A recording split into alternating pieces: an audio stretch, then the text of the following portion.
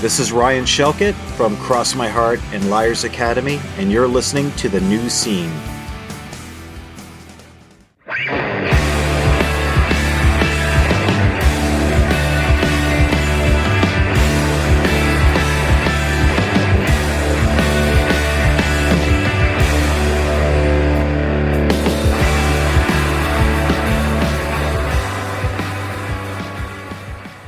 Hello, everybody, and welcome to The New Scene. I am your host, Keith, and we're back with another brand new episode.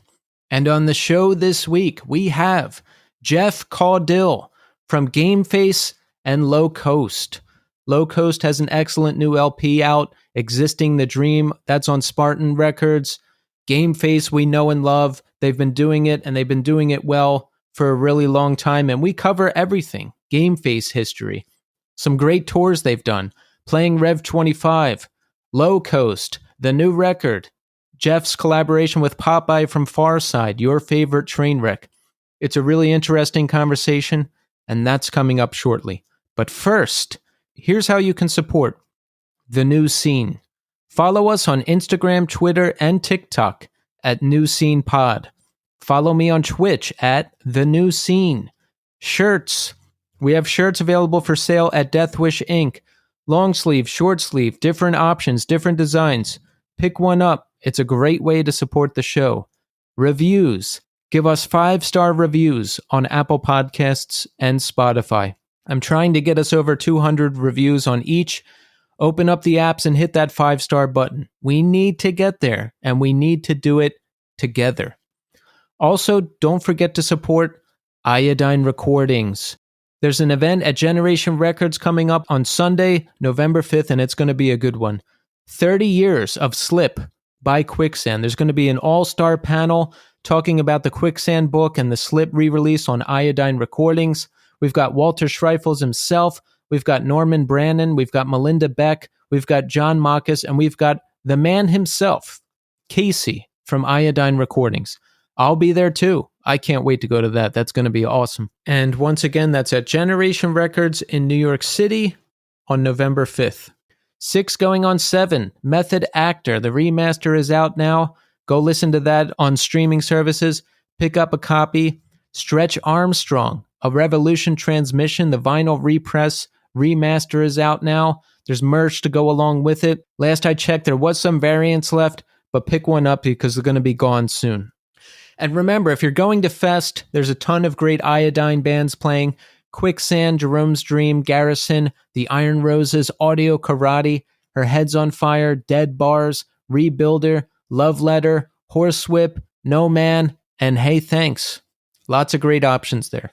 The debut LP from Best X, With a Smile, is out now. Pick that up. And don't forget the Orange Island Garrison Split 7-inch is out there waiting for you to purchase it. So pick that up. Sign up for the Iodine email list. You'll find out about everything first. For more information, head to the Iodine Instagram at Iodine Recordings or to their website at iodinerecordings.com. Also, don't forget to support this month's sponsor, Evil Greed. Evil Greed is an online store and merchandise company based in Berlin, Germany. It's a carefully selected and curated roster of bands and labels. Evil Greed is the online marketplace for bands and labels to sell their merch and for us to purchase that merch. They've got stores for pretty much every band ever. If you go onto the Evil Greed website and look at the listing of bands, it's every band that has ever existed in the history of bands. They've got all of our powerhouse new favorites: Drain, Incendiary, Scowl, Knocked Loose, Military Gun, as well as classics we know and love: Botch, Isis, Power Trip, you name it. Everybody's there. They carry all the biggest labels too: Triple B, Closed Casket Activities, Flat Spot, and of course, Iodine Recordings. They offer fair, cheap, and fast worldwide shipping, so head over to the website now, evilgreed.net, and follow them on Instagram at evil_greed. You'll be the first to find out about all of the latest merch drops. Okay, So listen, check back in with me in segment 3. I'll tell you everything that's going on with me. But right now, we are going to speak to Jeff Caudill of Gameface and Low Coast. Enjoy. All right, we are here now with Jeff Caudill. Jeff, welcome to the show. Hey, how's it going? I'm doing great. Jeff, it's great to have you here. You know, you've done so much over the years. Gameface, your favorite train wreck.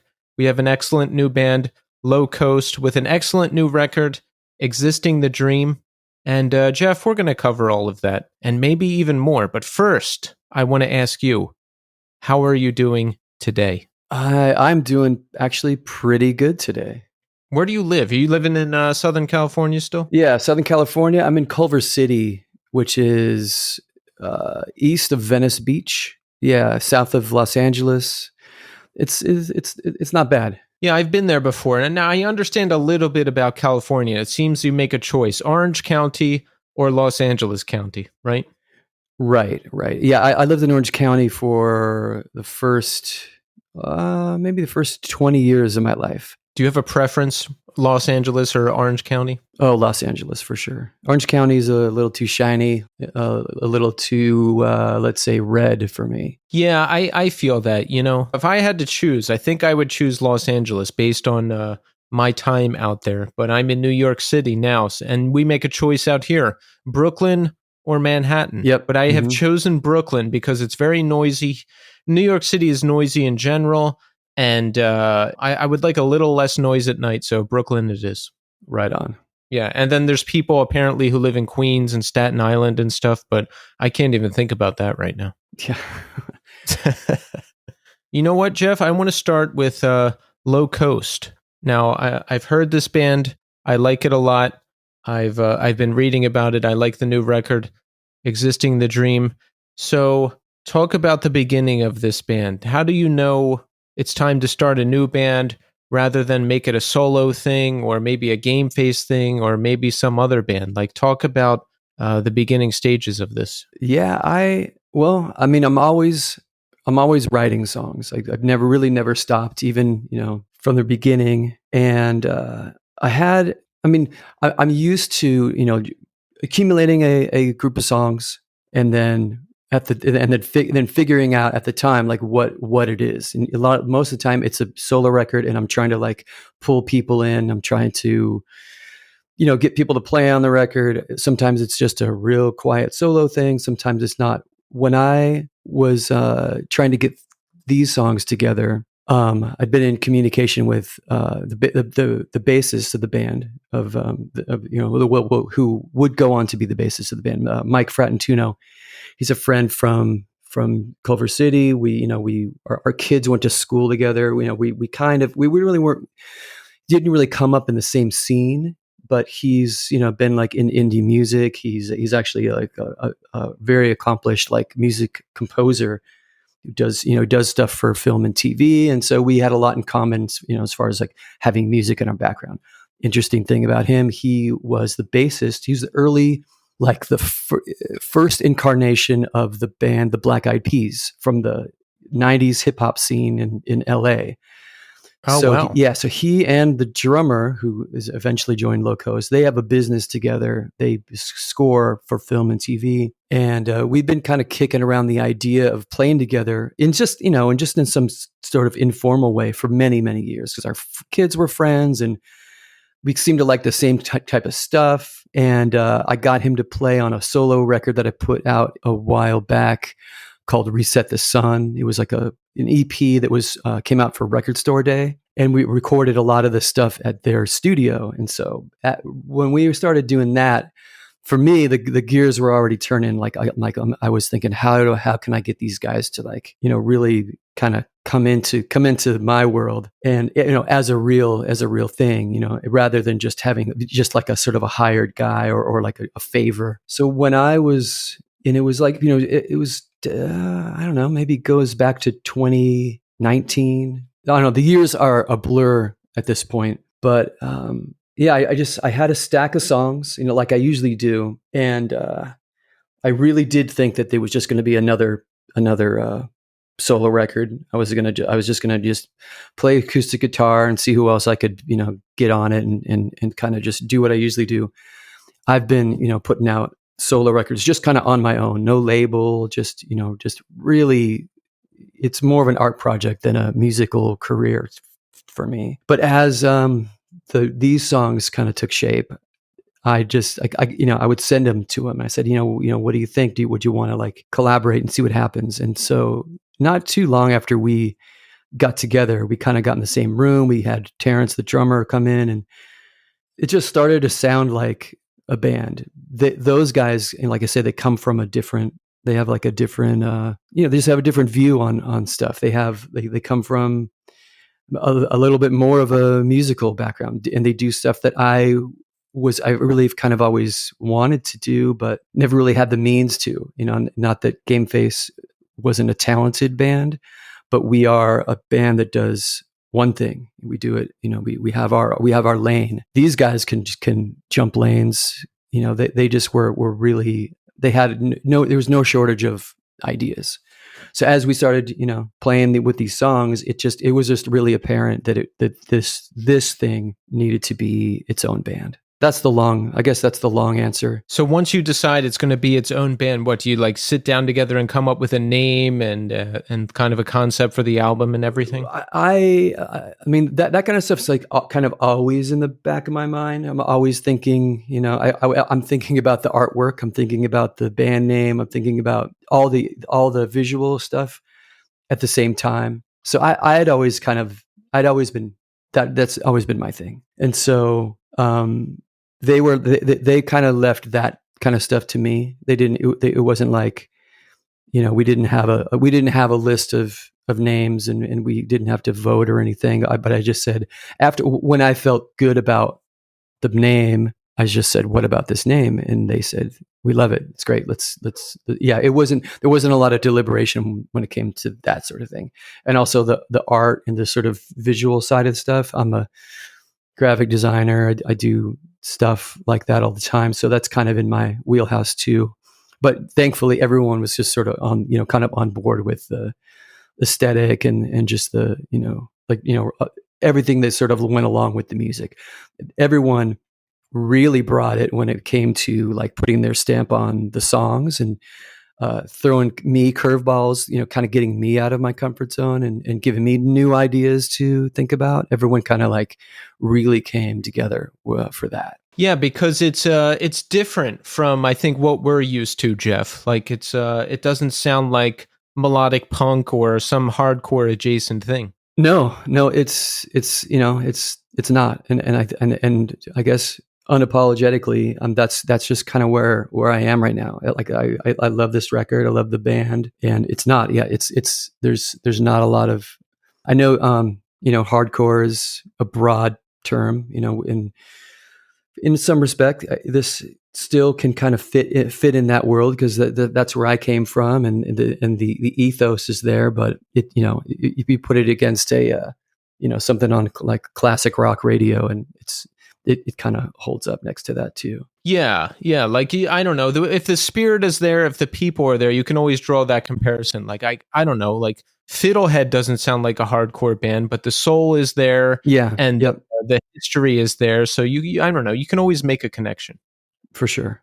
So how does it feel having these friends on this with you? Are they aware of your past and Gameface and everything you've done? I mean, it's a new collection of people. Yeah. They definitely get it. And and the thing is, like, when we were doing early on in Gameface, the other guys, at least the bass player and the drummer, and also our keyboard player who we just added, they were on the Warped Tour with Black Eyed Peas, playing with Sublime and No Doubt and all the bands that we ended up playing with, right around the same time.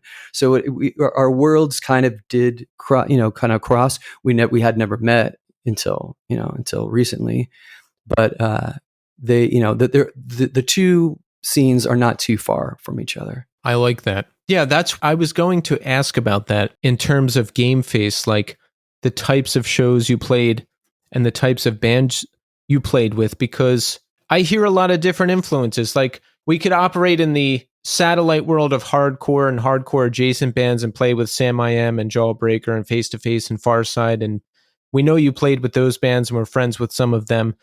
But there's also a lot of that Southern California melodic punk thing going on. So were you playing with like any of those type of bands? Blink 182, Slick Shoes, I don't know where they're from, but like all that melodic punk stuff that was going on. We like I guess in the early '90s when we started, I think we just played any show we could get, and so yeah, we played with a lot of with the new wave of pop punk melodic stuff.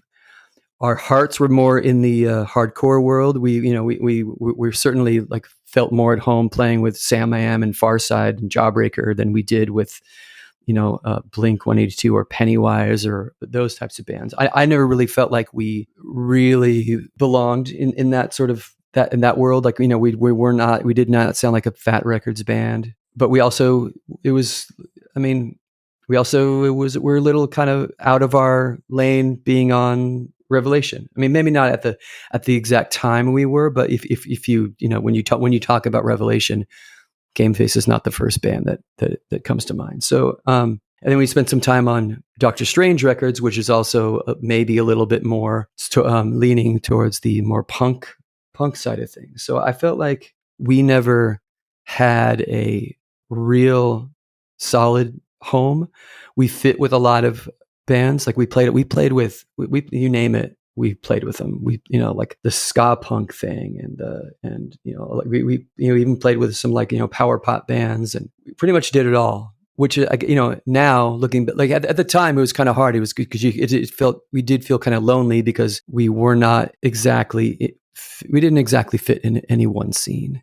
But I guess looking back now, I feel like it was a good thing that we kind of ride between, but there were moments where we felt like, oh, I wish that we were like totally in that crew with you name it, like all the hardcore bands that we liked, or but yeah, like I guess 30 years later, I guess it's kind of a badge of honor. Now that we're older and have more perspective, that would make me happy if I didn't sound like everybody else and was doing my own thing. But when I was younger, I just wanted to fit in and be blowing up with all the other bands that were blowing up. Like there was this whole prog emo delay rock thing that was starting to happen in 2004 when I joined my first band. Mm-hmm. And I was in like a more traditional sounding rock band. And I was like, oh no, I want to do what they're doing. Yeah. They're getting on the good shows. Everything's happening for them. I feel out of place, but that's just part of being young. Totally. And then all the time, like, Gameface is doing what we're doing. I wanted to be a little bit more of a jangly Americana rock band. And so, I know that, we had our share of reviews that would mention the Gin Blossoms or Matchbox 20 or Goo Goo Dolls as an insult. But every time I read that, I thought, yeah, I can hear that. It didn't seem like an insult to me. No, why would that be an insult? I'm sure it was meant as an insult, by the various reviewers. Yeah, I guess. Like I don't perceive it as an insult. I guess those bands were not cool anymore, quote unquote. Right on. Yep. Okay, so Low Coast. So Existing the Dream just came out May 26th on Spartan Records. That's a great label. So that must be great. You bring these guys in, we have this great record, we're on a great label, right? Yeah. It's all seems everything in its right place. Yeah. What's the plan? Like, do you plan to tour a lot or just play as many shows as you can? Like, what are you envisioning? Yes and yes. Like right now, we're really trying to find our place. Once again, we're not really, in a designed lane. And I don't know where the band fits. I don't want to just play with the same bands that, for instance, bands that Gameface would play with. I don't know if that's the right move. I feel like this band needs to make a diagonal move at least. So right now I'm just kind of looking around and seeing if there are other bands that we can align ourselves with. And it hasn't been as easy as I thought, but also being of the age that we are, we are a little more mobile than I was maybe 10 years ago when we were right in the heart of, raising kids and where touring wasn't really an option. But now I feel like, in the time in our lives in the band, we do have a little bit more freedom to get out and do it if the opportunity were to come. Yeah. How many kids do you have? Just one. How old? 19. Oh, yeah. So off to college. Now you'll have more time to do stuff. Yep.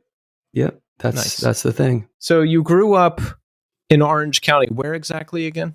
I grew up in Irvine, California. Yeah, Orange County, home to Far Side, Hard Stance, Inside Out, all those, straight edge bands of the late 80s, early 90s. Were you into that? Were you going to those kind of shows? Yeah. Well, when my first introduction to, the punk and hardcore scene, it was probably 1987. I was a sophomore in high school and just sort of figuring out, I was coming off of being a metal kid in junior high, discovering this, this other stuff. And I didn't know about the OC scene quite yet, but I had my locker was below this other guy's locker.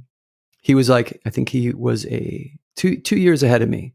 So he was a senior. I was a sophomore. Inside of his locker were all these flyers, for, all these bands I hadn't really heard of yet. Adolescence, Agent Orange, The Descendants, Black Flag, you name it, all of the, a lot of West Coast stuff. And I was like, yeah, that seems cool. And so I don't remember how, I ended up, asking, or we ended up becoming friends. He showed me some, he let me borrow some records, 7 Seconds and Verbal Assault and a lot of just the cool stuff that I would just end up just, really loving for the rest of my life. And I went to my first punk show in 1987, 7 Seconds. And then we saw tons of bands, DI, all the West Coast stuff. Did you ever actually see Inside Out? Yeah. Gameface played with Inside Out, but this is, Really? this is actually, this is a few years later, but so my introduction to that and kind of understanding the punk scene was that I did hear, when I was in junior high, I was approached by a kid with a Walkman with a mixtape, and he said, "Hey, you like metal or you like aggressive music? You might like this." And he put the headphones on my head, and it was all this punk. It was probably Subhumans and English Dogs and stuff that was a little bit not, a little outside of what I ended up really being into. But that was my first introduction to here's some aggressive music that doesn't make me totally weird, weird out, because I was into Iron Maiden and Judas Priest and Black Sabbath, and I thought that you had to be into witchcraft or or wear a cloak, or it was so it didn't connect with me lyrically. There used to be such a mystique around all of that stuff. Oh yeah, it's I don't have enough leather to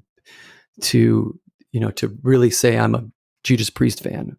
But I mean, and that stuff, I mean, there's still some records that to this day are some of my favorites. I love Ronnie James Dio and just about everything he ever did. But when I was turned on to punk music and to bands that looked like guys that looked like me, that were just seemingly normal guys playing aggressive and at times really melodic and cool music, that was it for me. Yeah, that's what hooked me. I couldn't handle all the aggression at first. It was cool to see live. I went to one local show and I was like, all right, this is cool. But then I would hear it on record and be like, eh. But then when I heard the combination of aggression and melody that some bands were doing, I was like, yes, now this is this I can get into. Yeah, I mean, for me, I always really I loved going to see a lot of the hardcore bands like Youth of Today and all that and everything that comes along with that. But I would seldom listen to it on record. For me, it was like the more melodic thing, 7 Seconds, and really anything that anything with the singer. Like when I don't know when, I think it was 88 or whenever the album New Wind from 7 Seconds came out, and everyone was really up in arms about, oh my God, the 7 Seconds is trying to sound like U2, and they went. But for me, I was like, oh my God, this is like, I feel like I've just been born. Like that was my sort of thing. Like, okay, now I know that this is a path that I can take. That's interesting. See, I know you met the guys in Gameface in high school, and you guys were into hardcore, right? Yeah. Yep. So I was wondering, like, how did you end up starting a band like Gameface if you're all into hardcore? But it sounds like you were erring more on the side of melodic stuff. Yeah, we all like loved and appreciated that, but for all of us, I think that when it came to like the music that's in our guts, like me and Todd, the other original member, the guitarist, he and I were like we met in junior high, and we bonded over like Van Halen and Billy Idol and just that kind of. But then when we started hanging out more, we would just go to random record stores and just find stuff that we thought that looked cool. We didn't have any idea like what like we didn't really understand the way that the scene was broken down.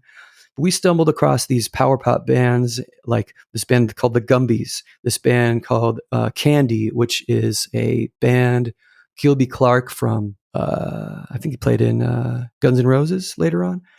But we loved The Alarm and The Clash and stuff that was a little bit more, I guess, a little bit more like pop music with really with something to say, with a message and with the spirit of punk.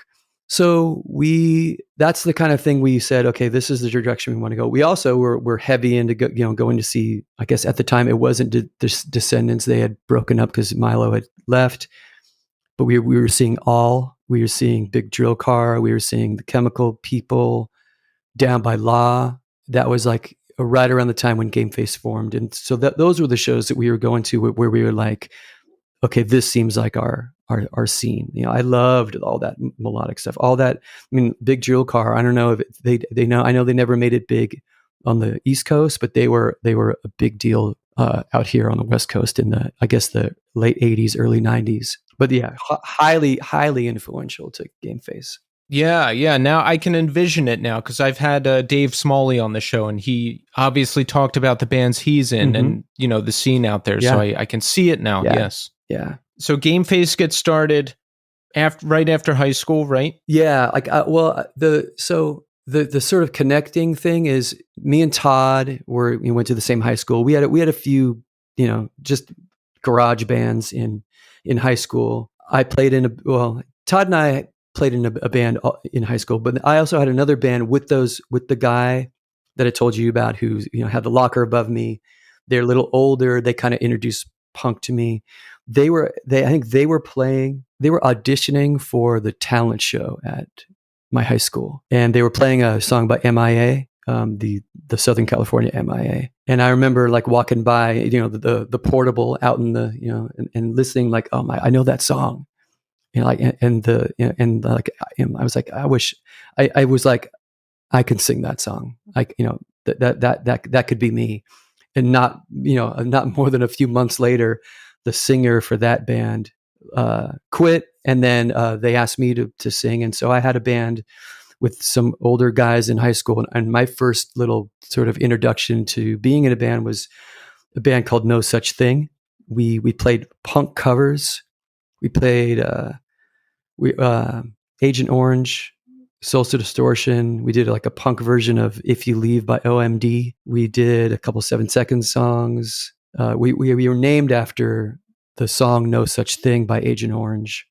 So we did a lot of that. And we also had a few originals, and we made a 7-inch. By the time the two guys, the older guys, graduated, we had that summer we recorded a 7-inch. So that's floating around there, and those songs are super new wavy. Those songs sound like REM and U2. So if you're in high school and you're in a band with seniors, and I guess you're a sophomore. Is that cool? Like, are you like somewhat popular in high school because of this? I imagine that, like, if you're doing that now, you are, but in 1988, it was not cool. No. Was it still like jocks versus everyone back Oh, then? yeah. It was weird and not cool. Again, running in different lanes. I played sports, and I did punk music, and so I never really felt a strong allegiance to a lot of the jocks. Although there was a group of friends those were my guys, but then there was also a few other another group that I maybe felt more at my felt a little more myself with. But I really tried to kind of be everything to everyone. Yeah, when I went to high school, I graduated in 2000. It was not cool to be in a band or to really be into music. Like the quote unquote cool people listen to Dave Matthews Band and I guess like classic rock, which I was just not into. Yeah. But yeah, it was like, it was not a cool thing to be involved with. Yeah, it was definitely uncool when I was there. And I'm like, I guess that puts me about 10 years older than you. Yeah. Okay. So I'm 41. So I guess you're 51. Yep. 52. Just turned 52 a couple months ago. Oh, well, happy late birthday. Thank you. So those guys you were in the band with in high school, once they graduated, they left and that was it for the band, right? Yeah. That was done. And they, one of them, I had a side project in 1995 called March, and the guitarist from my band in high school played in that band. Oh, nice. Yeah. Had it been a long time since you saw him? How did you guys reconnect? He'd been around. I mean, we just, we still kind of lived in Southern California. And again, like, Gameface was already a band. We were kind of on our way. We had toured. We put out a record or two. Right. But I always had a soft spot for that sort of like jangly Americana style music. And he and I sort of shared, our love for REM and at the time, like Sunvold and Whiskey Town and all those sort of like alt country bands. And so that was our thing. Like, hey, let's do a thing. Let's do a project where we can play that kind of stuff. It'll be a nice little side thing for me. The guys in Gameface did not like that I was doing another band at that time, but I get it. When you're that age, your band is that's your crew and that's your partner, and you don't want to see you don't want to see your buddy being distracted with another creative project. So, but that was something that I felt like I needed to do at the time, and that was certainly a seed for what I'm doing now with Low Coast. Oh yeah, because Low Coast definitely has that Americana sound. So it's really scratching that itch for you now, I'm sure. Oh yeah. So Gameface. So you get started after high school. What happens? Do you just start playing local shows and building things up around in California? Yeah. We I mean, at first we were just playing whatever we could get, like really janky, like backyard shows and parties, and we didn't really land a show in the scene until I don't know. This was in Irvine. We kind of got friendly with the guys in Farside, and I don't remember if Inside Out played this garage show, but I know it was Farside and Gameface. We did this show in a garage. It's probably 1990. We had just graduated high school. We just kind of just putting together our thing, and that was like, that was like after that. It was like, hey, like that was I met Popeye. I was like, you and I are going to be best friends, and the rest is history. But yeah, and so we were the sort of, we got sort of brought in by that Orange County hardcore scene. Although not everyone was stoked about us because we weren't playing hardcore. Not everyone got it, but that was sort of our home. And then from then, we ended up playing a lot of, up and down, mostly in Southern California. And we did play a lot of shows with hardcore bands. Like our first proper show at at a proper venue was in Long Beach, and Inside Out was Inside Out and One Step Ahead and World Trust, which was Caton from Hyrax. He was this metal guy. He did this sort of like hip hop punk band called World Trust. He went on to do the band House of Suffering. Do we remember that at all? Anyway, so that was our first introduction to like really being in the scene. And then from then we just started playing with, whoever, but a lot of hardcore stuff. But then a lot of like, we would play shows with the Offspring but long before they were big, but bands, like the punk bands, the ska punk bands, the hardcore bands, we could kind of jump scenes and play with whoever. And we did that for a few years. And then I think we did our first tour in 92. How was seeing Inside Out? There's a lot of mythos around them now, and I was obviously way too young to ever catch them. But I mean, how were those shows? I think that for me, they did sort of. I would say believe the hype. It was like, people were losing their minds. Like there was like people were just crying and freaking out, and Zach. I think they would play 5 songs, but there would be a lot of. You would learn a lot, a lot of talking, a lot of screaming, a lot of lecturing. But you fucking believed every word of it, and those were.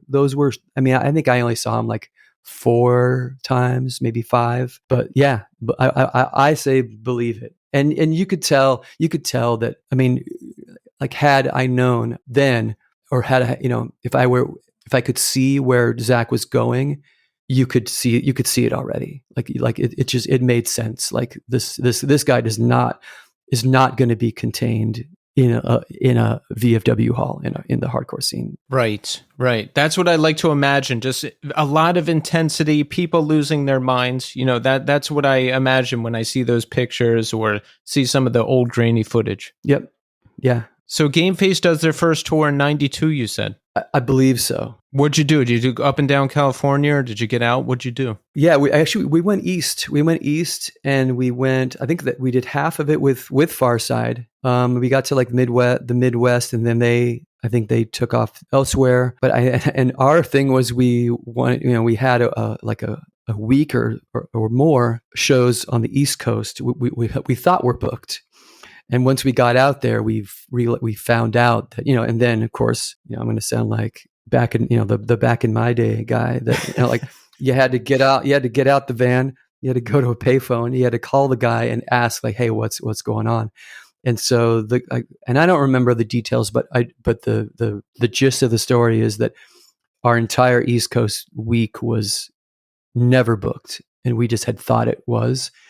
So we ended up getting to Richmond, Virginia, and we stayed there for about a week. Who did you stay with? What'd you do? We stayed with Aaron Edge, who at the time I can't remember. Let's see, all this stuff is a blur. Like the band he was in, and he was super nice. We had a really great time, and but I think we just made a lot of phone calls and tried to figure out what to do, and then we never made it like up to New York, or that we didn't make it there until the couple years later when we toured with Texas Is the Reason in 95.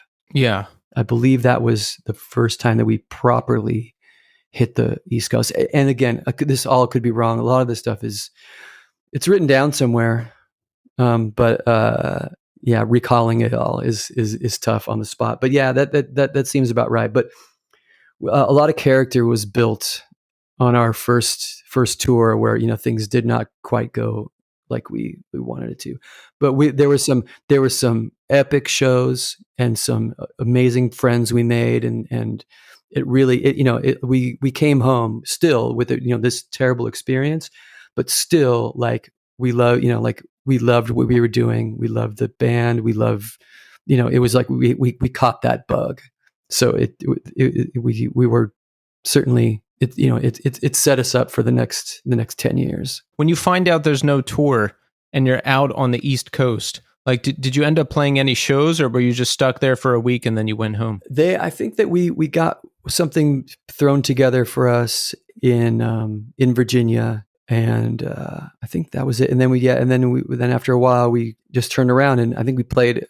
We might have played like South Carolina or something. But then we just went back west. I know we played like Arkansas and Texas and Colorado, and just sort of made our way home. Yeah. What an adventure, right? No internet. You're working off of paper maps, making phone calls. You probably haven't been to a lot of these places before, and you just got to figure it out. Insane. Yeah, just the huge Thomas guides or the atlases or whatever the hell it was. Yeah, I mean, kids today have it way too easy. Yeah. I'm glad I caught like a little bit of that. I went on one national tour and then one like East Coast Midwest in 2002 and 2003. Mm-hmm. And having a cell phone was still like pretty rare. So there was a couple of cell phones floating around, but you couldn't get internet on the cell phone. You're still working off paper maps. So at least I'm glad I got to experience some of that like unknown exploratory danger. Yeah. Yeah. We were payphones for that first 6 years, and we had what we called the dialer. Yes, the dialers. And I still to this day, I don't understand. I never understood how that worked, but I know if you held it up to the payphone, it would put money in there for you, and that's how we survived. Right. Gameface. Was Bob Binckley the original drummer? Yeah. So he tragically committed suicide in 1994.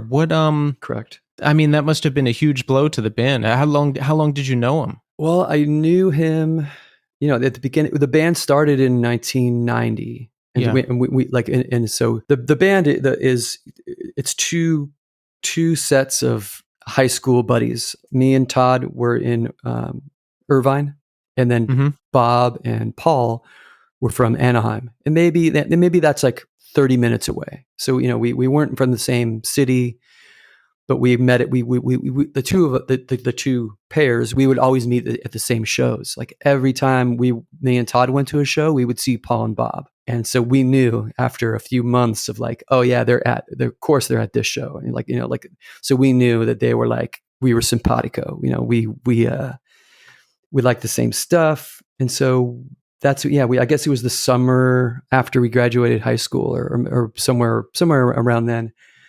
But yeah, so we were pretty tight. Like we were really very, like I said, like when you have your first band, your first real band, you are your people, and we felt very connected to each other. It was 4 years of, really bonding. And so it was rough. It was rough. And Bob struggled with drugs.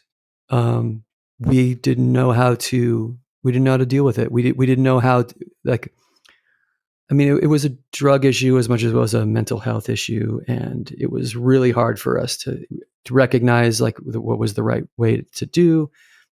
I don't know. Like every time I think about it, it makes me sad. But it also like I think if I were a little bit more in tune to that type of thing, like if we were, like I think today, this day and age, we've made some progress and recognizing these things, or being more sympathetic and being more, anyhow. Yeah. This spiraled so quickly and so out of control. We didn't really know what hit us. And, and Bob was acting really weird, very paranoid, for a few months, and we didn't know we didn't really understand how to deal with it. And then it was just too late. Right. No, I mean, understandable for anyone that young to not know what to do, but I have a history with that as well. And I know from experience, and well, at least in terms of drugs, like you can't help somebody unless they want to help themselves. Right. Yeah. Because I've been there. I've been that guy all fucked up, and my friends are like picking me up and dropping me off at home. Mm-hmm. And my parents are like, what the fuck are you doing? And all that. So that's one end of it. And the mental health angle, that's a big question mark, right? It's like, what's going on? Do I need to be medicated? But people weren't really having these conversations back in 1994, certainly not to the degree that we are now. Yeah. Oh, for sure. Yeah. I mean, even now, like, I'm not sure if I'm super equipped to deal with it. But back then I was 19 years old. Yeah. And yeah, it was rough. And so it messed us up.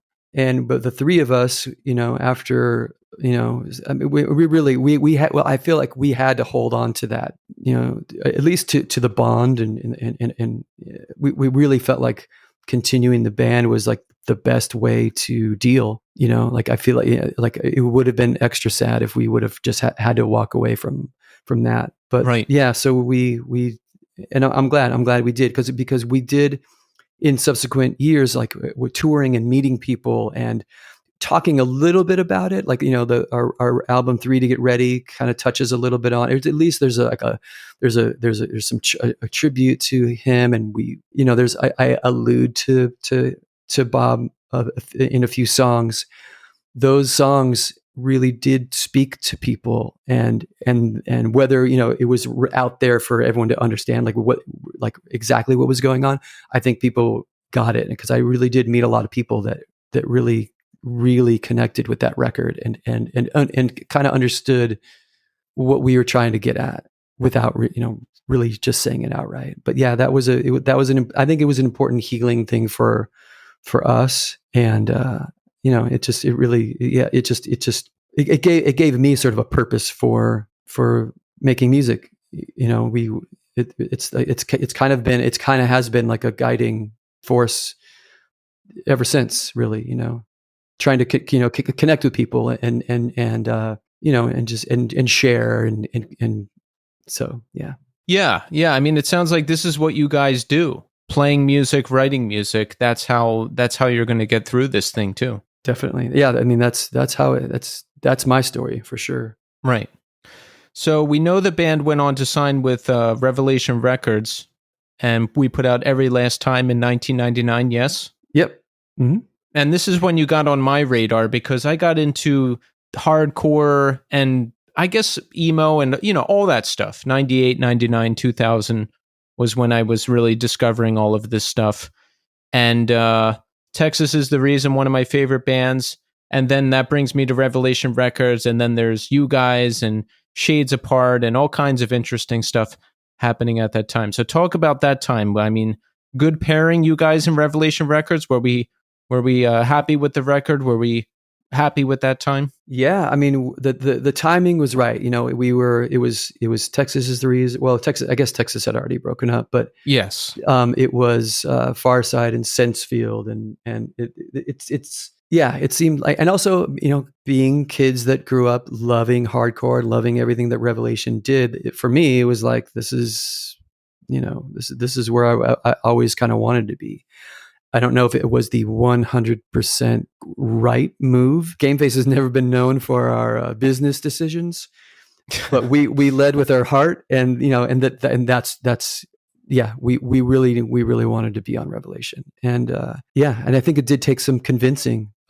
Even so, even sort of being in that world and having toured with Farside and Sensefield and Texas and being in that crew, I know Jordan was like, he wasn't like completely sold until we brought him to our band practice, and I had just started playing second guitar, and we said, we're going to play you the new album. We're going to play you the whole thing, all the new stuff. I was playing guitar, and we kind of that summer, like whenever I don't know exactly where the time works out, but that time period, we made a choice to, like, we're not going to be this pop punk band.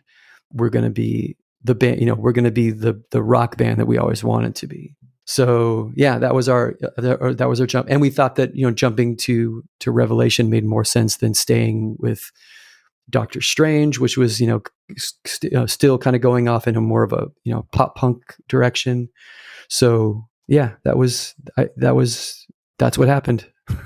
How did people respond to Every Last Time? That's certainly one of my favorites, and I really like the direction the band went at that time, because I'm not, the pop punk is kind of really hit or miss for me, I don't know, I don't love all of it. Yeah, I can't say I'm a huge fan of a lot of it. It's got to be it's got to have like I don't know. There is something about like I can spot it a mile away, but I can't really explain it. But I can tell you that there's a few bands that kind of like make it through that test. Yeah, when I was younger, I liked Newfound Glory a lot. They're actually still really good. I saw them, what was it, 2 years ago, last year at Furnace Fest, and they just they just blew me away. But they're good. Blink 182, of course, they're the best. Knuckle Puck, I like them. So I don't know what it is exactly, but there's some examples of some very good stuff. Yeah. Hey, yeah, it all has its place. Yeah. But yeah, we were really happy to be on Rev, and that puts us right around the end of the century. And we did 2 albums with Rev and an EP. We did a split with Air Type 11, and after going on tour with them, I think that was our every last time touring time. We did an East Coast and a Southern leg with them, and we really bonded with those guys. And they're another band where I feel like we're not, guys from the hardcore scene have all the hardcore credentials that you can ask for, but they're playing rock music. They're playing like melodic, heavy, memorable stuff. And that's what we really connected with them as people and as a band during that time. I think that was probably the summer of '99 or maybe even 2000. It's like, again, it's all a blur. Yeah, it's hard to remember back that far at this point. Yeah. Like the middle 2000s, I don't know, like 2004, 2005, I barely remember those at all. Oh yeah. I have no idea what I was doing. Yeah. Once my kid was born, it's all kind of a blur up until the last few years. I can recount that stuff. So Gameface goes on strong till about 2003. We put out 4 to go on Doghouse and broke up shortly after that. Yeah, very, very shortly after. And the thing is, or at least I was pretty aware that was going to be it. I didn't realize how quickly we were going to implode after the record came out, but I think we were just all at an age where it was either, are we going to get a real job and start a family, or are we going to pursue this band for as a career? And we all of us could not make, we were not all on the same page. So you were like around 30 at the time. Yeah. So what is your life like at the time? Like, I mean, are you struggling to get by? Did you want to get something more steady and have a family? Like, what did you think about all this? For me, I just started my career. I got like a real job in the graphic design world, working for an agency, and was married, was entertaining the idea of having a child. And that's where some of us were, and some of us were either past that or it just wasn't a factor. And also at the time we were dysfunctional enough to not really even want to talk about that. We just would sort of vibe each other until, it wasn't great. It really took us, we never really talked it out. We didn't talk it out. We didn't understand each other. We didn't understand why we were feeling the way we were feeling. We never really articulated like, hey, I really love this band, but it's not going to be a career, and I still want to do it if we can just do it at the capacity that I'm able to. But for some, that wasn't enough. Or at least it was perceived that it wasn't going to be enough. But like I said, we never really talked it out. We just sort of kicked that can down the road, and then all of a sudden we just weren't talking, and then we didn't talk for almost a decade. Really? It was really weird and sad. But we did. The thing is that when we finally, there might have been like an email or or something. Again, it's all this stuff is a blur. But we did finally, obviously, it did happen. We got all back in the same room in 2012 or maybe even before that. But just to talk. And we just said, we're not going to talk about the band. We're just going to hang.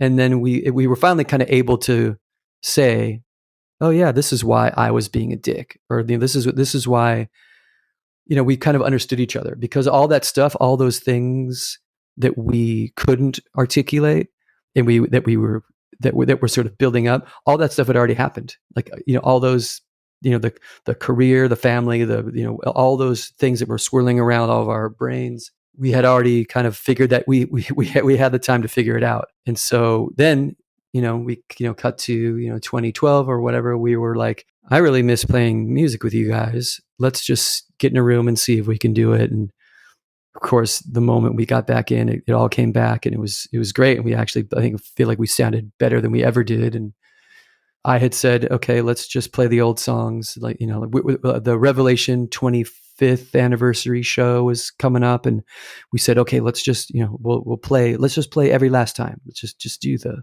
whole album. And we learned that. And then we like, well, I also like these songs. And so we started adding all these other old songs, and we're like, oh shit. By the time, we got ready for that, we had like all these, we were playing all the hits, and it was really fun. And then we did the Revelation show. And then I was like, I don't really want to, but I think I have a new song. Do you guys want to hear it?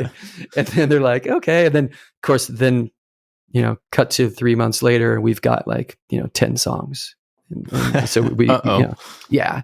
And I really did not. But that, I think it happened in the best way, because I really did not want to do the comeback album. I think it really happened for the right reasons, because we really did. It was inspiring. It was inspiring to be like with those guys again, and I had things I wanted. Like that record. That's Now Is What Matters Now.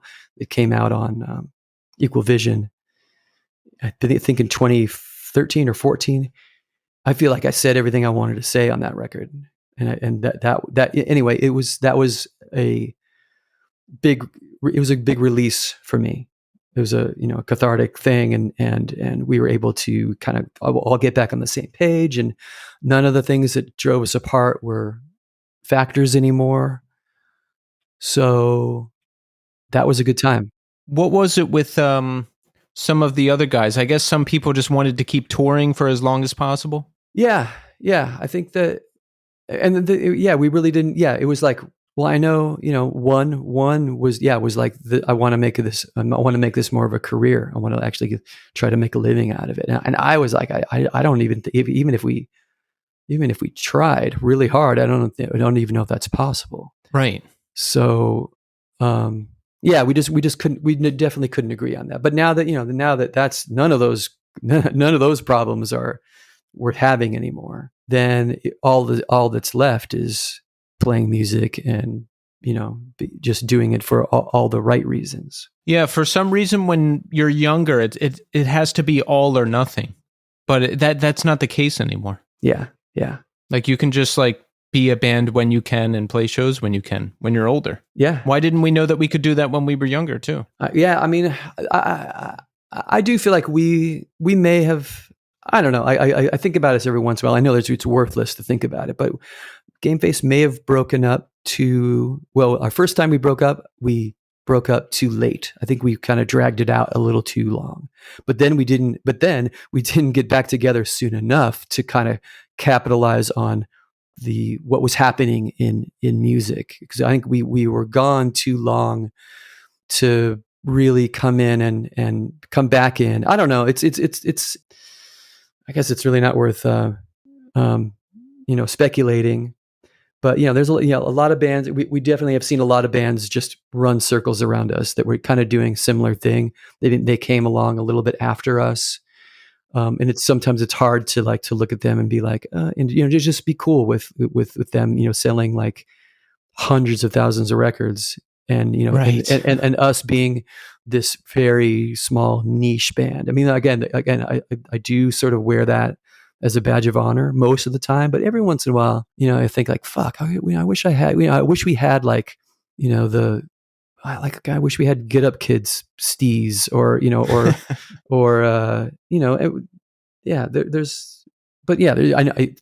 definitely, it's not worth, talking like that though. No, but it's perfectly normal to have thoughts like that. And if I was in your position, I would have thought that too, because, I was never in a band that toured nationally and did as much as Gameface did or any of your other bands. But if my peers were selling hundreds of thousands of records or jumping on major labels or like all these big things were happening and it wasn't happening for me, especially when I'm younger, I'd be like, well, what the hell am I doing wrong? Like, is there something wrong with me? Yeah. No, I mean, I've it's all gone through my head. That's for sure. But I think Gameface just didn't, you couldn't check that box. It wasn't it wasn't a really emo sounding band.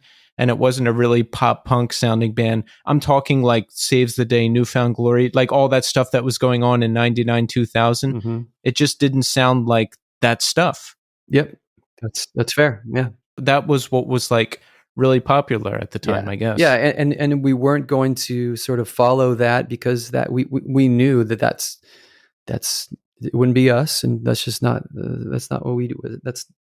I mean, yeah, dude, we were playing power pop, with hardcore bands, and so there was really never our we never really set out to like make this a viable career. We were just following what was in our gut, for however we wanted to express ourselves, and so and it really never was about trying to have a sustainable rock and roll music career. Yeah, and it's weird if you like intentionally try to do something else that's not exactly what you want to do. Like me, I've always just played what comes out, right? Like I listened to a lot of crazy metallic hardcore in my time, but I've never been in a band like that really, except for one time for like a year. But like, I don't know, I've always been in like more alt or post-hardcore sounding bands. That's just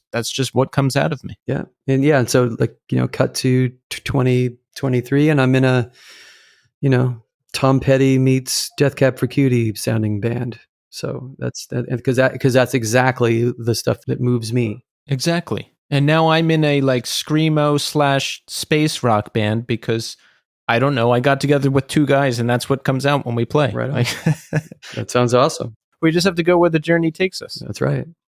Yeah.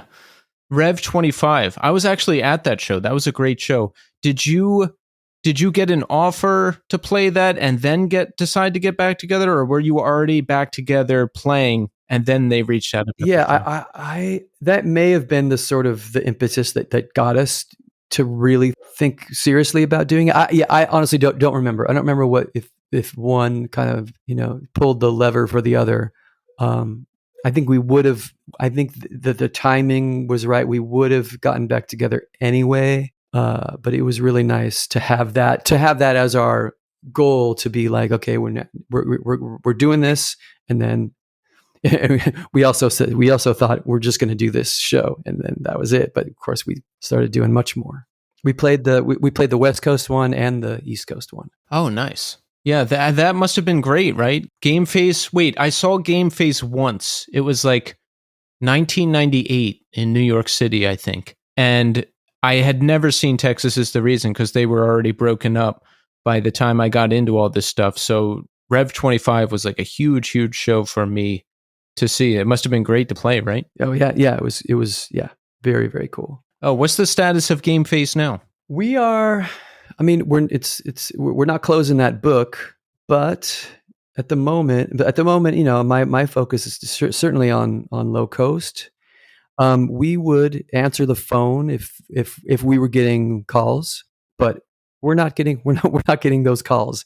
I feel like I mean, I don't know if we've like it's just worn out our welcome, but I feel like we are just underneath that level of band that gets asked to do like the festivals and the like the Fest and Riot Fest and all those those groups that sort of like kind of like will come out of the woodwork for those types of things, but we just don't get asked to do those things. I think if we were like another level up, we would be more active, and we would kind of we would take those opportunities to do those things. But we're just not there. We're just not. And I do remember the last time we played last year, a few times, and it was good. It was good, not great. And but yeah, I don't think that we're done. but it's at the moment it's not the focus right now. Gotcha. Yeah. So you'll play when you play. That's it. That's how it's got to be. Yeah. Well, we have Low Coast now. That's exciting. So everybody, if you have not heard Existing the Dream yet, we need to, right? You do need to exist that dream. Yeah. I mean, I feel very strongly about this record and the band, and it's certainly a different thing, but I think it's worth your time. So certainly appreciate it if you check that out. Yeah, please. And have you played yet? Have you played out yet? Yeah. We played a bunch. Actually, we just played a couple of days ago. Yeah, we've just playing locally. Our first show was last year.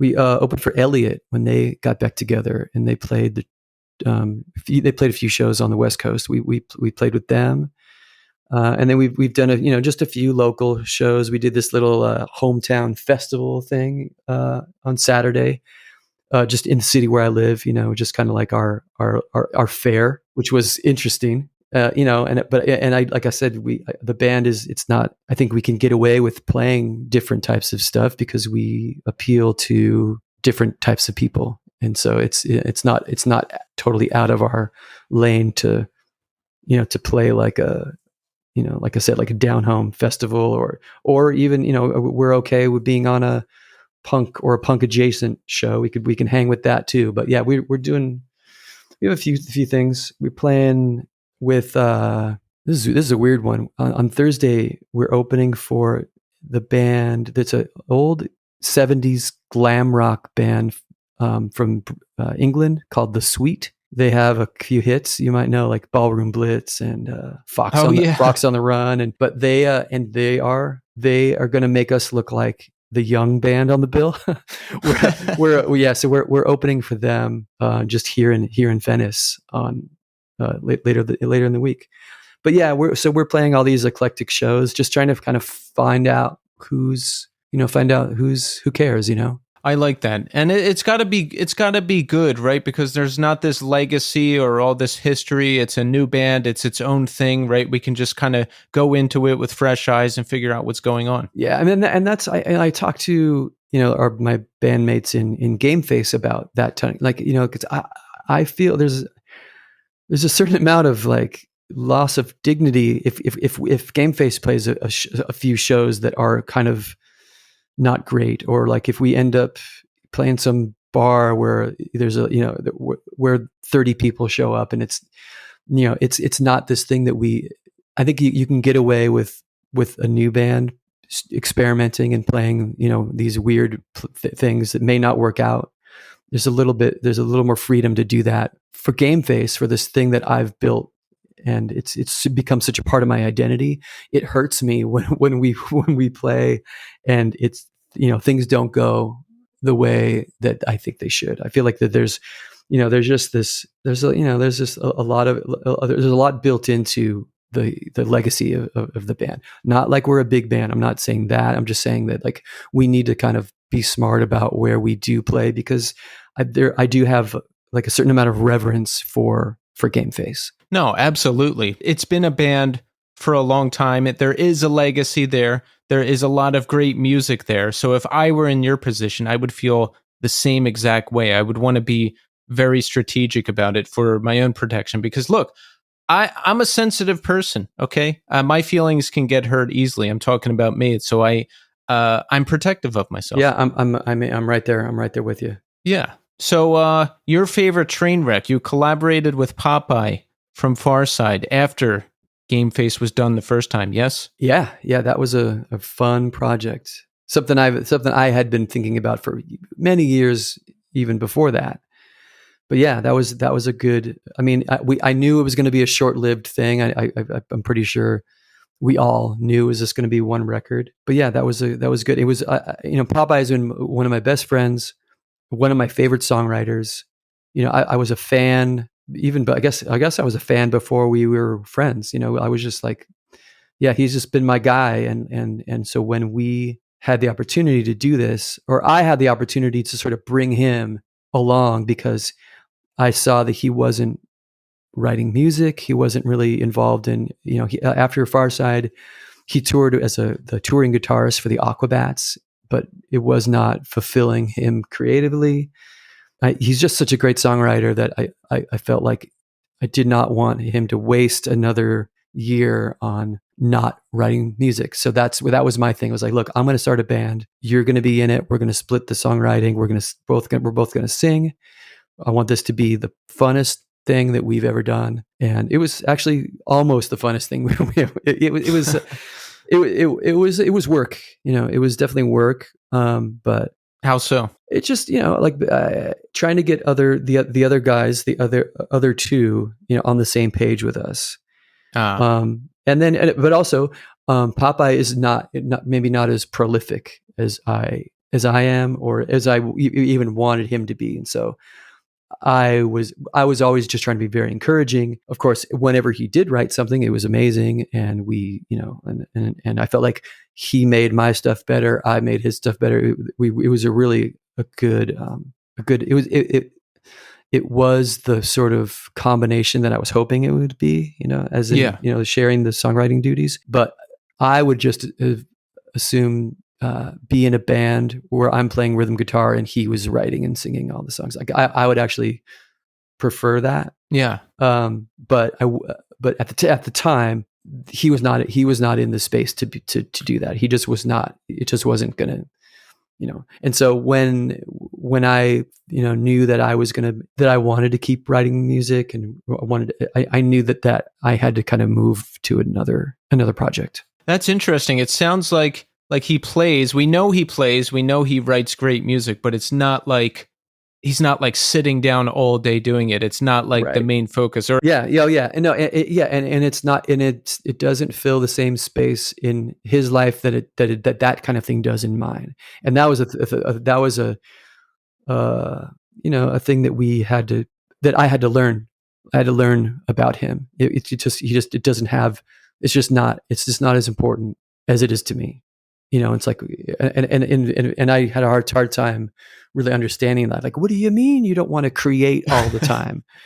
And that's just not how everyone's wired. And so, right. Again, when you're younger, it's like, yeah, I've been in that mind. I'm in that mindset now. Sometimes I'm like, wait, what? This thing is not the most important thing in your life that I'm pouring all this time into. Like, you mean it's not the same for you? What? How could that be? Yeah. Okay. Yep. Yeah. So, but like I said, like, I think it was really great that we had that time, that we'd have that record. I don't know. I mean, who knows? Maybe another, I don't know how many decades we have left, but maybe another decade from now, we'll revisit it. But yeah, it's, I definitely, I'm really grateful that we did have that time. We made a really good record. We got real lucky in how we were able to record, and it's just, I'm super proud of that one. As you should be. Yes. All right. So let's recap. Now, once again, Low Coast, Existing the Dream. It's out there. We can get our hands on it. We can listen to it. We can purchase it. So we want to do that, right, Jeff? You do. Absolutely. That's on Spartan Records. What about any gigs coming up? Where can we see you? Low Coast is playing a show at the Troubadour in Los Angeles. We're opening for the Great Lakes Swimmers on October 25th. So if you're around, go to the show. You have everything to gain and nothing to lose. I concur. Well, Jeff, I just want to say thank you so much for taking the time to come on the show. I've been listening to you for a long time. You've done a lot of great music over the years, and I appreciate you. So thank you. Oh, I appreciate you having me. Yeah, thank you so much.